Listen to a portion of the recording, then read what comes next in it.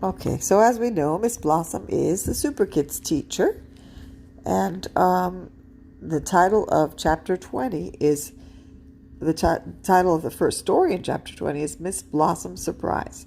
So we're going to have to think ahead, think what her surprise might be. Think about it in your head before we start reading, and then we're going to find out what it is after we hear the story being read to us. Let's try again. Chapter 20, Ms. Blossom's Surprise. One morning, Ms. Blossom said, "Boys and girls, I have a surprise for you. This Friday, we are going on a field trip to the Natural History Museum." "Hooray!" cheered all the Super Kids. "Will we see woolly mammoths and great blue whales and polar bears?" asked Alf. "Yes," said Ms. Blossom. "We'll not only see them, we'll sleep with them. We're going to spend the night at the museum." "Wow!" shouted the Super Kids. They clapped and whistled. "Here are your permission slips. Be sure to get them signed and bring them in before Friday," said Ms. Blossom.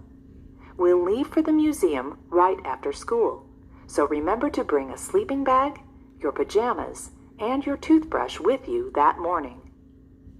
Oswald poked Sal. "I'm going to pack my dinosaur pajamas," he said. "I'm going to pack my—" Sal stopped. He changed what he was going to say. Instead, he said, "flashlight." Okay, so the big surprise apparently is that Miss Blossom is taking them on a field trip. And the field trip is going to be to the Natural History Museum. And so all the kids were very excited about that, right? We know they're excited because they said, "It says, wow," shouted the Super Kids. And not only were they going to be there, but they were going to sleep in the museum. But here it says how important it is to bring permission slips. So we know that that's true because we can't go on a field trip without our permission slips, right? And at the end of the story, Sal says something like he's going to start to say something, and then he decides not to say it. So I don't know what he was planning to say, but it says, "I'm going to pack my," and he stopped. And then he changed what he was going to say. Instead, he said flashlight.